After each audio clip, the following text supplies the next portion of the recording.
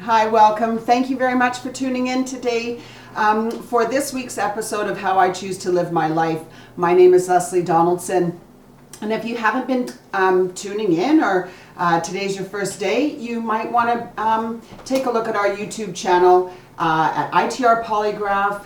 Hit videos and they all come up, and maybe you could catch up to where we are. Today I want to talk about how we were starting our life as polygraph examiners and moved back to St. Albert and close to my parents, which was awesome. And I just want to remind you in a previous session that in 1994, my mother was diagnosed with breast cancer, estrogen receptor negative breast cancer. She, at that time, went through a lumpectomy and chemo and so forth. And God had blessed her with many, many more years, and did put that cancer into remission. However, after we sold our store and we moved back and we started our new career for Ken as a certified polygraph examiner for ITR Polygraph, my mom came to us and told us again that, and it was right before Christmas, and she told us that she would have to have one of her breasts removed. That's the decision that she's going to make, to have a single mastectomy. And so she did. She was incredibly brave. She had that surgery, I think it was about, it was just days before Christmas. She was in the hospital, and she did incredibly well. My mother is incredibly strong. And she did that surgery. She came home, and we nursed her, and everybody had Christmas, and we stayed with my mom, and we took care of her, and I remember that Christmas very vividly. And my dad made a beautiful tribute to my mom. He wanted to remarry her and do a renewal of their vows on the Tahitianprincess. And I just want to show you, my dad made this beautiful book, and it says, "For my wife," and today I want to read some things to you. I want to share some of the things with you because I started this series letting people know that I'm a woman of faith. So if this isn't a series for you, please, that's okay. But this is how I choose to live my life, and I choose to live it honoring God and talking about God and Jesus Christ and my belief and my faith, because that's what this is all about here today, is some things. So as we go, you'll understand where I'm going with this today. I chose some different memories of some different times to share with you today in order to give you some hope. I have had a lot of people right now, I'm speaking right now during this whole time of isolation. People are questioning, where is God? What's happening? People are in full addiction. People have overdosed. People are facing domestic violence. There is separation from parents and children, parent alienation. They don't have jobs. They've lost their jobs. They don't have any money. All kinds of things. There is so much strife going on that today I want to share with you some hope. That is what the purpose of sharing some of my mementos about my mom and about God's grace and about God, the power of prayer. The power of prayer. And so it speaks about, for my wife, my love of my life, for Merry Christmas. And it's you. It's the warmth of your smile, the touch of your hand, the look of love in your eyes. This is how my father felt about my mother. And he created this little scrapbook, The Tahitian Princess is Where We Belong. And this is incredible because the background here, like in previous episodes, I just want to let you know that this is Morea. My dear Annie Susan and she blessed me with a trip to Borabora, to where my mom and dad went to renew their vows, and went to the same restaurant, Bloody Mary's, right across from the pier, and I will remember these forever. And so this was really great. And it says, my little ship came in and you were on it. Lucky, lucky me. And keeps going here. And he's created Sandy and Linda.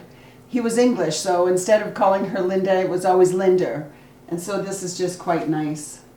To the woman I'd marry all over again. Will you do it all over again with me, please? And by now, my mom, we all knew what was happening. And my mom is reading it and she's understanding that my father is asking her to remarry her. Knowing that she is sick and she is she needs chemo and she needs prayer and everything, but before she were to pass, he wants to remarry her after 40 years of marriage together already. And so he puts this together. I love you. Happy wedding day. Renewal of vows on the Tahitian Princess. 1965 and 2003, Linda and Sandy. And this is the how it's going to play out.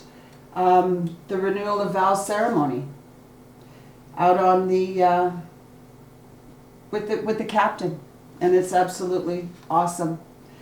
And so on here, and it is also signed by the captain here. And cheers, darling. He always referred to my mother as darling. And I love you always. With all my heart, Merry Christmas. Sandy. My Christmas is your love. The most beautiful gift of all is your love. That is something that my mom looked forward to.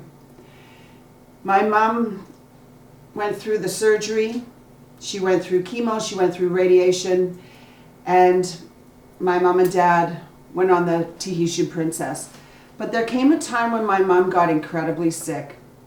She was put in the hospital in palliative care. Her cancer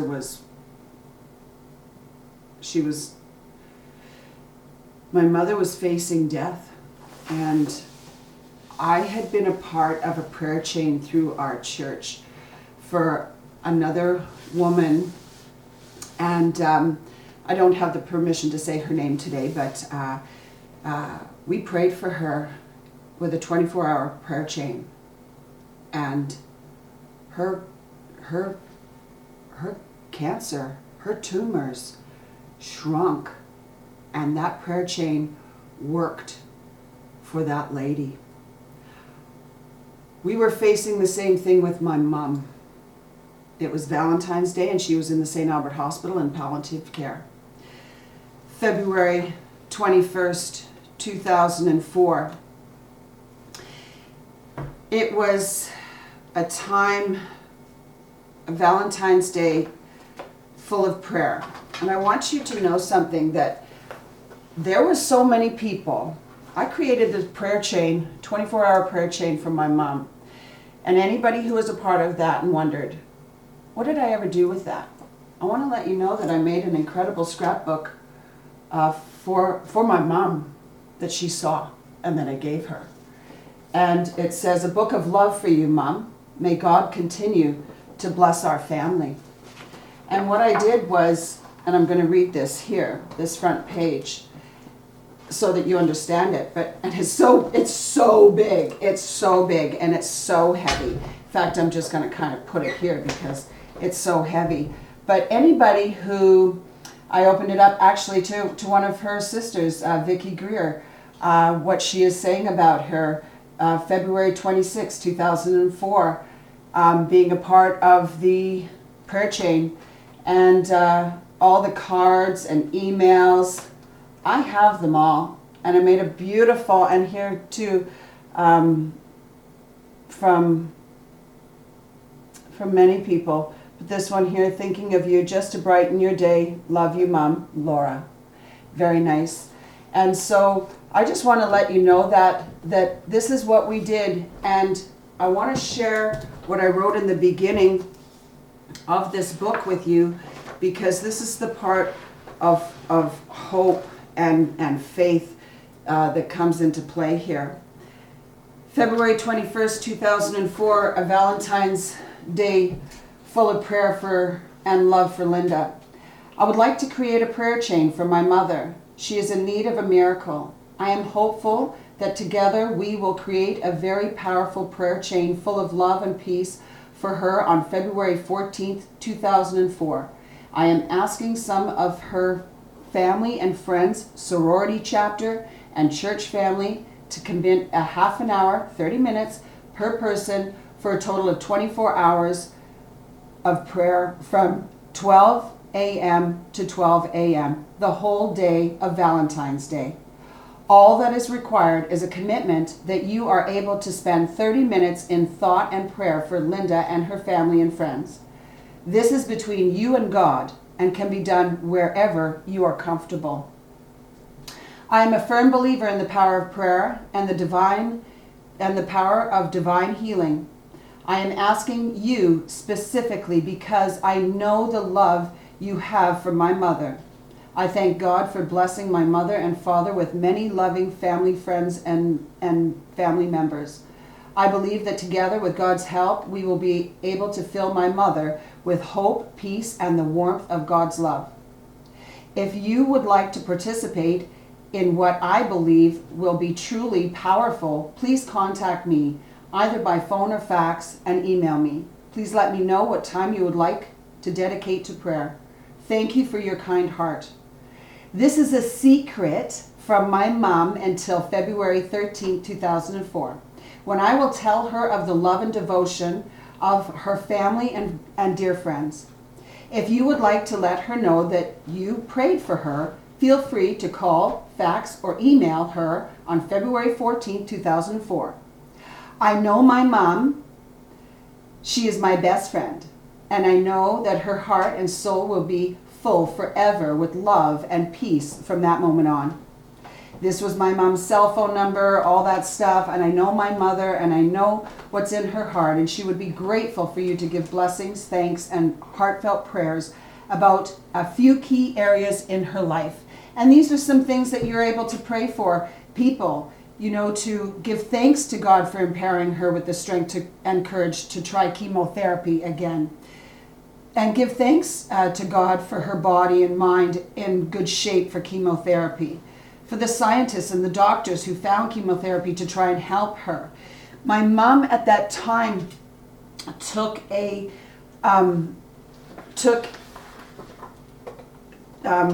very experimental drug at that time.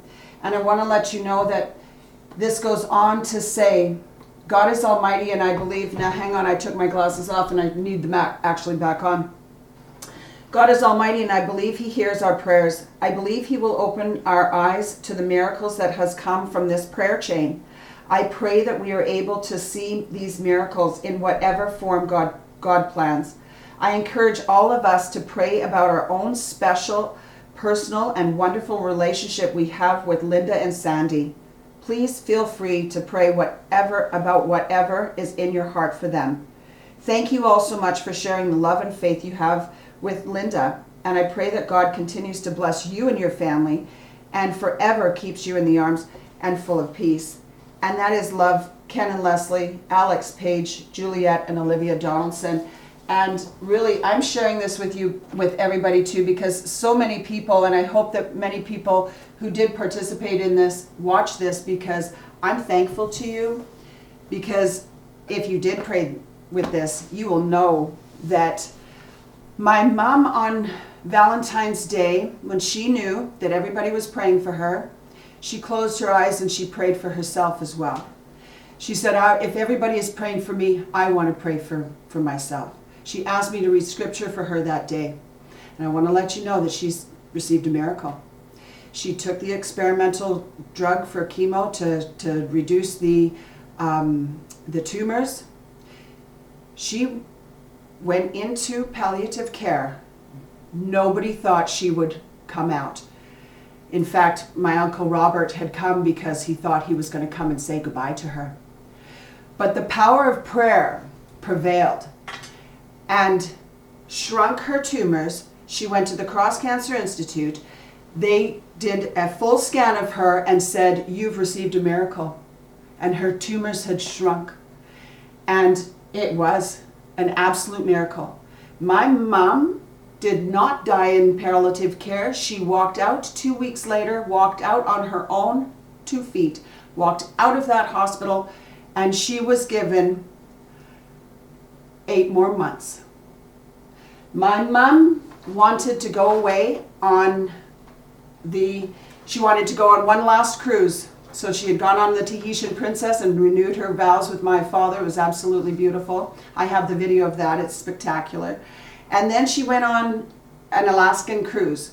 My mom, very sick, full of cancer, but she's doing it anyway. This was what she wrote. Very briefly, I want to let you know the courage of my mom due to God's favor on her life. Friday, July 30th, 2004, at 9:53 p.m., I get the email.